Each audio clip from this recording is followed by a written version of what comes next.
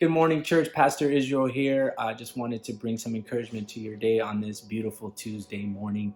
Now, maybe this isn't for all of you, but maybe there's someone watching today and you sort of feel like God isn't as involved in your life as you would like him to be. Or maybe you feel like God is more involved in the life of others than he is in your life, just because of what you see happening to the life of those around you versus what you see happening in your life. And sometimes that can leave us feeling like God has favorites, or maybe that God doesn't love us as much, or isn't in our lives as much as he is in the lives of others. I remember when I was younger in my faith, this is something that I struggled with. I remember people would be blessed, people would have these incredible encounters with God, and it always made me feel left out. It made me feel like I wasn't worthy enough, I wasn't doing something right, or that God just wasn't as involved in my life as he was in the life of others.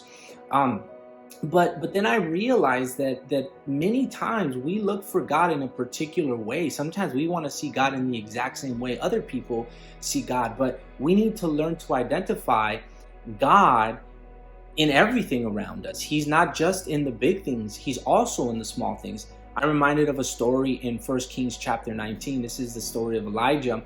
Now, Elijah just had this incredible, back in chapter 18, this incredible experience with God. This was him against the prophets of Baal. And, they have this sort of competition, if you will, God against God, your God against my God. Let's all pray. We'll build this altar, and the God that rains down with fire, that is the one true God. Let's serve him once and for all. Whoever the true God is, your God or my God. And so he has this incredible encounter. The prophets of Baal, they cut themselves, they dance, they shout, and nothing happens. And then the prophet Elijah, he builds this altar, and fire comes down from heaven and consumes this altar in such a powerful way.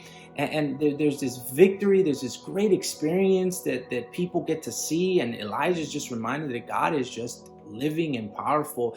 But then in chapter 19, it tells us that he grew afraid because the Queen Jezebel, who was a faithful follower of Baal, she's angered by what happened and the fact that Elijah put to death these prophets. And so she orders him to be killed. I mean, she says, wow, it is just going to go bad for Elijah. Elijah hears this, and the verse tells us that he grows afraid and he runs off. And I mean, he heads into the wilderness.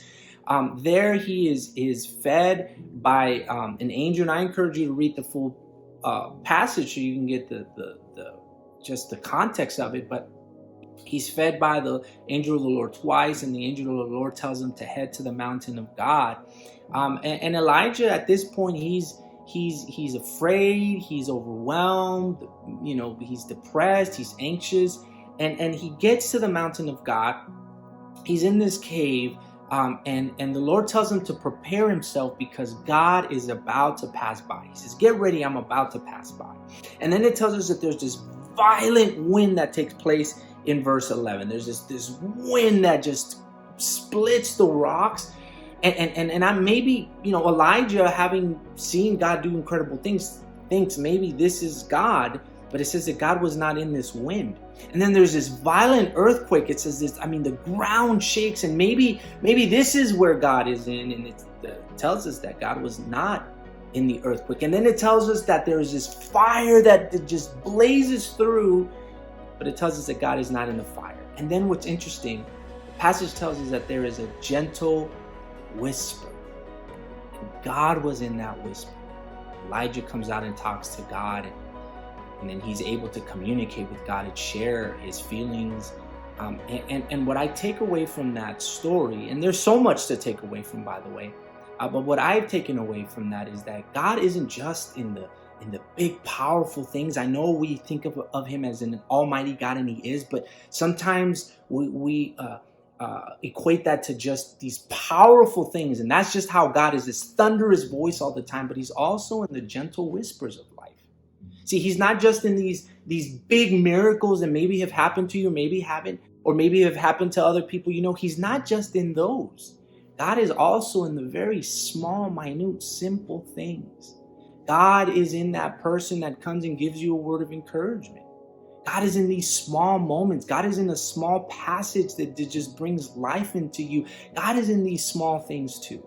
And so I challenge you, if you've kind of been looking around saying, hey, well, where's God in all this? Because you're expecting maybe this fire or this earthquake or this violent wind to come. No, he might have already been around you and you did not pick up on it. Sometimes he's in the gentle whispers that remind you that you are loved, that remind you that you are precious in his sight. Sometimes he is in that small, gentle word that gives you hope for another day. And so listen, I encourage you, number one, not to look at other people. I know it's hard, what God is or isn't doing in their lives. Focus on your life because God is focusing on your life. And number two, don't just try to look for God in the very big things. Look for God in the small things. And I bet that if you do look for God in the very small, simple things, you will see more of God in your life. And you will realize that he is far more involved in your life than you think he is. Well, that's all I have for you today. I know some of you are wondering, when will church open back up, especially after these new things have surfaced from the government and all of that. And let me just tell you that our lead pastor will be giving you all some information, very important information, as to how and when we will reopen as Trinity Church. But until then, the church hasn't closed. You can't close the church, and church has never been about a building. You and I are the church. God bless you, and I will see you soon.